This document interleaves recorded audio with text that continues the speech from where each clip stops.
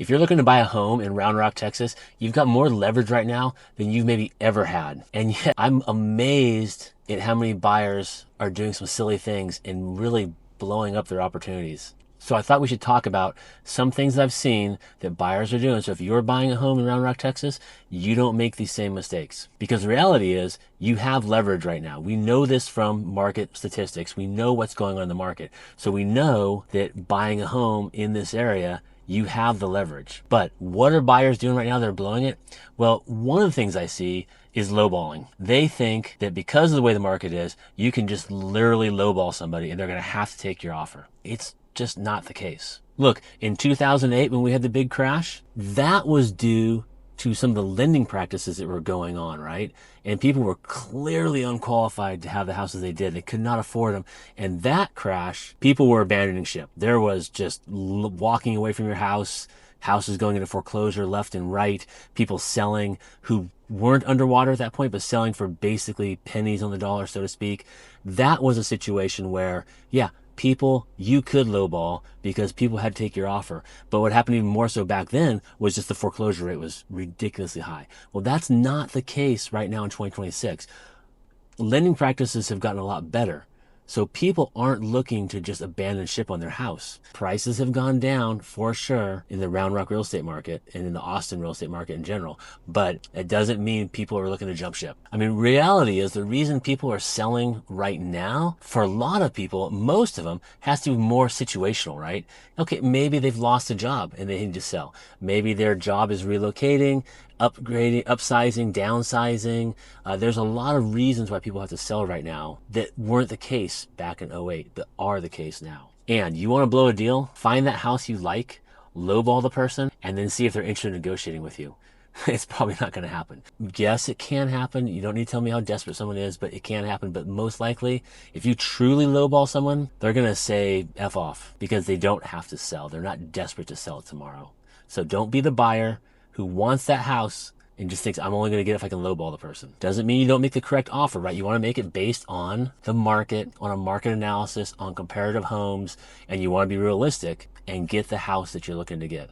The other crazy thing I'm seeing right now is because there's so much more inventory, there's a lot of buyers that are literally getting paralysis by overanalysis.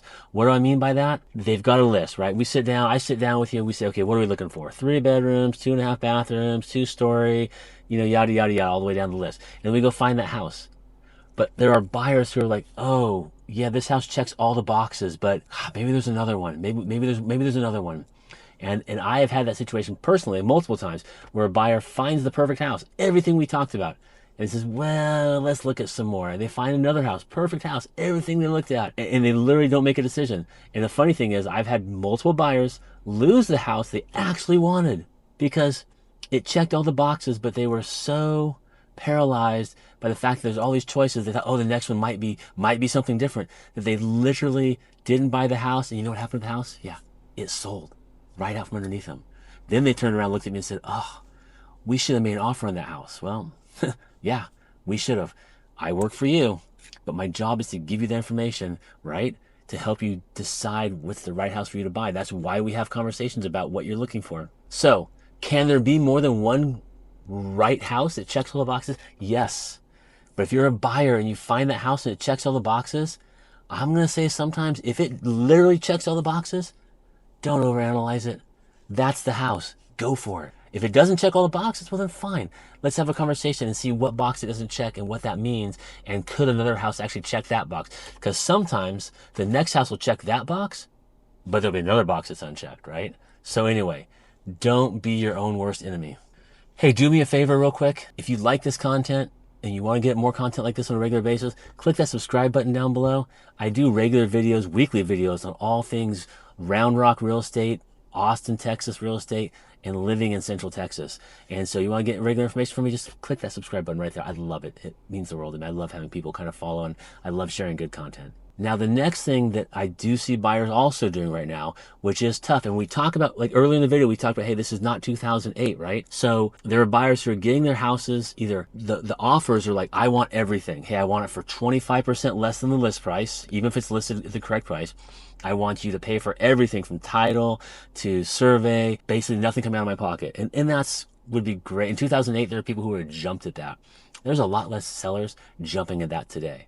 Before asking for everything under the sun, figure out what the real offer is and what it looks like. And I know some of you are like, hey, this is the game. This is how things are right now.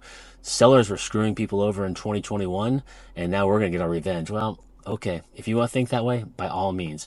All I'm saying is be realistic when you make an offer, because the majority of sellers today are not desperate like they were in 08. And to be fair about 2021, who was desperate in 2021? Yeah, buyers were desperate in 2021. They were the ones who were literally going crazy. I wish that had never happened. It'd be a much better market today had that never happened. Now, I have a lot of sellers who would disagree with me in that situation, but hey, that is how I feel. The other thing, and I've talked about this in a previous video about inspections, and in fact, I'll put a link to that video right there about how important inspections are as far as the buying process.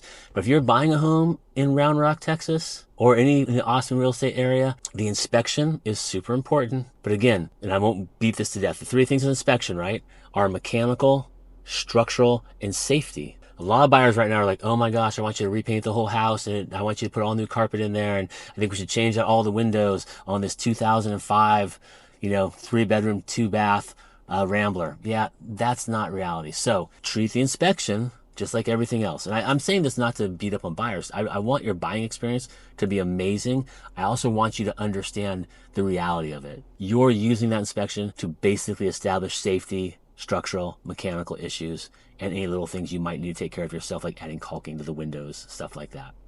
Look, the reality is you have leverage right now as a buyer. Use it wisely.